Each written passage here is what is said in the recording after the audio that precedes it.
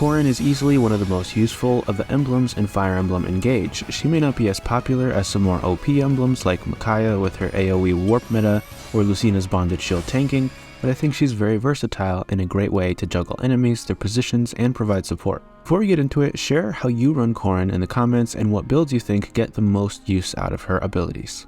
So on a basic level, Corrin's ring provides extra stats in HP, magic, and resistance. At the full bond level, Corrin gave Lapis 10 extra health, 4 extra magic, and an additional 3 resistance. She also provides sword proficiency. Now onto her inheritable skills. They're not too crazy, but they can be a pretty well-rounded set of utility skills to add to a unit. Extra HP can be a good addition to almost anyone. 10 plus might be the value tipping point at only about 1000 SP. Quality time could be useful for a unit that is often healing or dancing or maybe chain guarding, for example, and is rather cheap at 500 SP. Draconic Hex could be useful, though it doesn't affect adjacent tiles like Dreadful Aura does. -4 on all base stats to any given enemy is not that bad.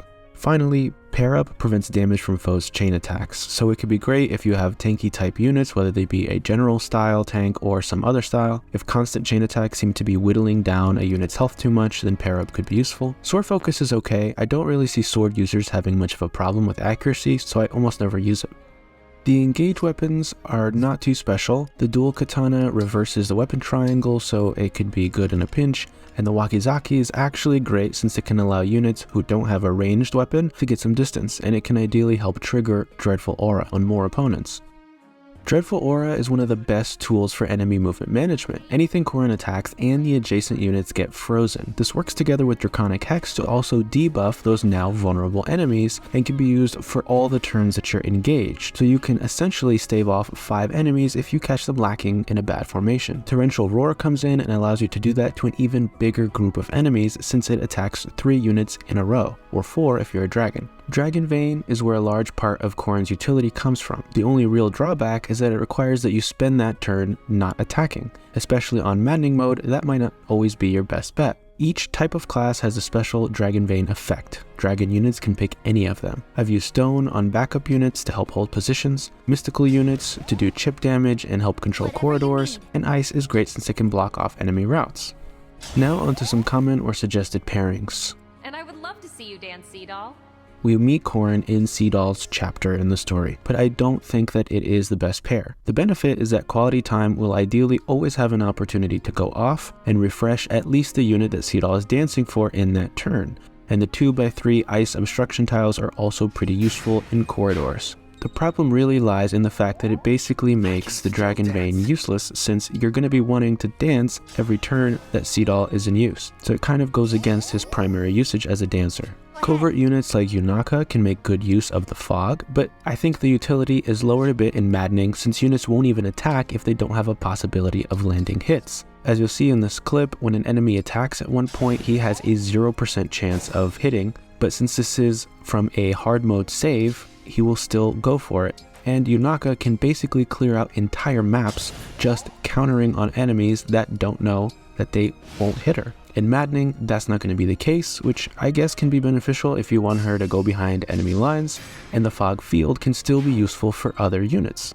Mystical units actually have good synergy with Corrin based on her stat increases. They can almost always use some more health, and they get the magic and resistance bonus. Slapping Corrin onto mystical units provides a ton of usefulness since their Dragon's Vein effect is probably the best. It sets a huge field ablaze in front of the user, which hinders enemy movement, does chip damage, and can be triggered every single turn if needed, which is insane. It's like infinite cannon fire. If the unit also has access to staves and heals often, then quality time would also be a nice bonus, but you can just inherit that skill anyways. It would even pair well in this case with Celine's personal skill if she were to use a healing item.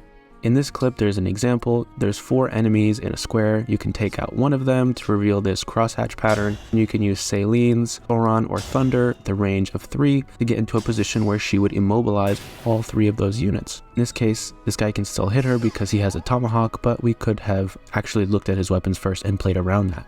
Dragon units like Alear and Veil can actually be a really good option with Corrin. Alear got an additional 5 HP bonus from wearing Corrin's ring. Dragon units get to use any Dragon Vein ability they want, so you can adapt as needed throughout the battle. Also, Alear and Veil's passives could work really well synergistically with some of the Dragon Vein effects, since they buff adjacent allies, which could also be benefiting from the Stone Pillars or the Healing Glow. You also have additional range on the Torrential Roar with Dragon units, which means you can immobilize a 4x3 group of enemies if you have the chance to set that up. In this map, I was able to get 7 enemies frozen in place so that my other units can reposition or go in for a dive or just prepare for the next turn better. The only reason that I don't usually use her on Alear is that I rather spend as much time as possible using Alear to attack and get things killed,